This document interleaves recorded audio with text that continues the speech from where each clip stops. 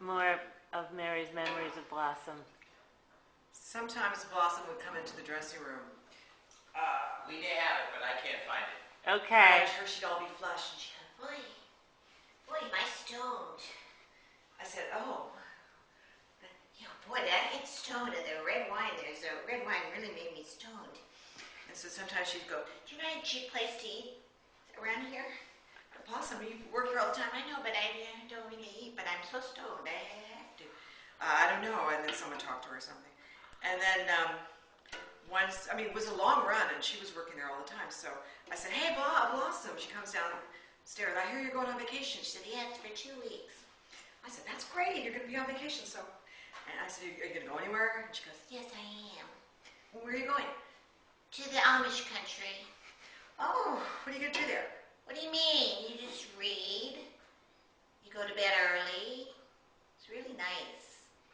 No, there's no cars. Oh, okay. And then when she came in, when she was really stoned, she goes, yeah, I grew up in Connecticut. And I said, oh, that's all right. She goes, I had 2 brothers. I said, uh-huh. And my mother just used to put a bowl on our heads and just cut it around the bowl. I like that hairdo. Duh! She was great. I admire her so much. She was really incredible. What made her singing so special? It was a combination of the way she played and the way she sang. Also, she didn't over-embellish anything. It was just really straight.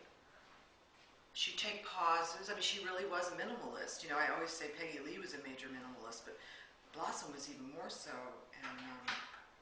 And Anne, you said yourself when she sang in Danny's Skylight Room, that sad little place on 46th Street, it was a horrible place with a terrible piano. I always thought that was so sad. But Anne, you said that when she sang, it was like she was, what did you say, Anne?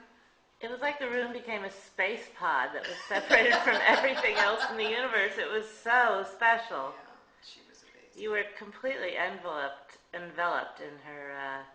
Also, she grew up out in the country in Connecticut. Where did she learn to do what she did, How'd she get to be so hip? I don't know, but you grew up in San Francisco. Does that make people hip? I would think hipper, but I think I would never behave like... Where did Peggy Lee grow up? She grew up in North Dakota, so she was out in the country too. These kooky girls. And that singer that was in my hotel room when I was talking, was Pinky. That was it. Pinky Winters. And was that the Pinky Carlisle? Winters. She grew up out in the country somewhere, and she's a great hip singer. No, I don't remember. Pinky. Yes, maybe it was at the Carlisle. It was Pinky. Pinky Winters. She was a catch. She made up that name, Well, I'm glad. You can't put this on that. No, you can't. No. Well, do we have to cut that part? Why? I liked her. Because everybody's writing these sad things about Blossom, and I'm just telling these kooky stories about her. But it makes her so fun and Yeah, charming. she was so much fun to be around. She never tried, she was just herself. I'm stoned. Really stoned. I thought it was marijuana.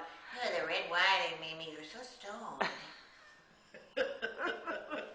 Wait, what would she say? Remember at the end of her show, and she'd ask you, everyone would buy a CD or a tape, and what would she say? She had a mailing list or something? Please don't be afraid. There was something really funny she said, but it was always odd. Don't be afraid to write out. She was the first person to come up with a mailing list and stuff. She passed out these cards. There's cards on each of your tables. I remember that. Also, she was the first person to make people stop smoking. In the room? In nightclubs. She was the one. Oh, yeah. That's interesting, yeah. And also, you could hear a pin drop in her. Absolutely. Yeah.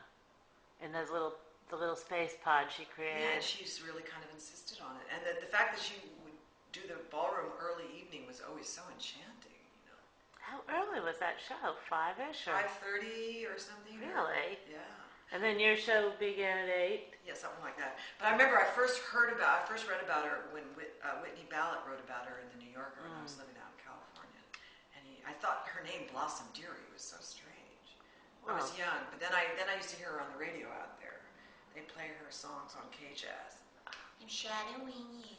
She's fantastic, My attorney, Bernie. Anyway, blah, blah, blah. She sang a lot of Dave Fishberg's songs. Yeah, she did. Did he write them for her, or just... Not that I know Not really. of. maybe my attorney Bernie. I don't know. That I'm not an expert, but I did work with her, and I shared a dressing room with her for a long time. And she really didn't want to talk to me, but when she wanted to talk to Rob. She wanted to talk to Where's Rob. Rob? Where's Rob? But when he wasn't around, she talked to me. Yeah. Oh, when Rob comes, we have to get his. Does he remember her? Oh yeah. Okay, we're gonna get Rob. Get Rob's story. Yes. Oh, Let's yes. call him. Okay. All right, bye.